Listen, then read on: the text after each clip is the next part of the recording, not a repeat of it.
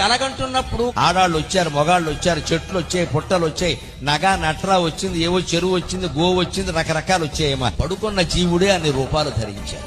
వాడే ఆడవాళ్ళు అయ్యాడు, వాడే మగవాళ్ళు అయ్యాడు, వాడే పశువు అయ్యాడు, వాడే పాము అయ్యాడు, వాడే చెట్టు అయ్యాడు, వాడే పుట్ట అయ్యాడు, వాడే కింద పడ్డాడు, వాడే మీద పడ్డాడు, వాడే సుఖపడ్డాడు, వాడే దుఃఖపడ్డాడు. అందరి మాటలు ఒక్క జీవుడే మాట్లాడాడు. మరి పడుకున్న ఒక్క జీవుడు, సామాన్యమైన జీవుడు, తన కలు తాను సృష్టించుకుని ఇన్ని పాత్రలు తానే ధరించి ఆడుకుని పాడుకుని ఖేదపడి దుఃఖపడి సంతోషపడి మోదపడి రకరకాల డాన్స్ కార్యక్రమాలన్నీ చేసి నిద్రలేచి మేల్కొని ఇదంతా మాయా అనుకోవడం నిజమైనప్పుడు శ్రీ మహావిష్ణువు క్షీరసాగరంలో శయనించి ఈ విశ్వమంతా తానే ఒక కలగా గని ఇందులో అన్ని పాత్రలు తానే ధరించి అన్నిటితోనూ తానే ఆడుకుని తానే దేవతలై, తానే మానవులై, తానే రాక్షసులై, తానే చరాచర జీవరాశి శ్రీ మహావిష్ణువు ఈ మొత్తం ప్రపంచంతో ఆడుకుంటున్నాడు అన్నమాట. నిజమా కాదా? నిజమా కాదా?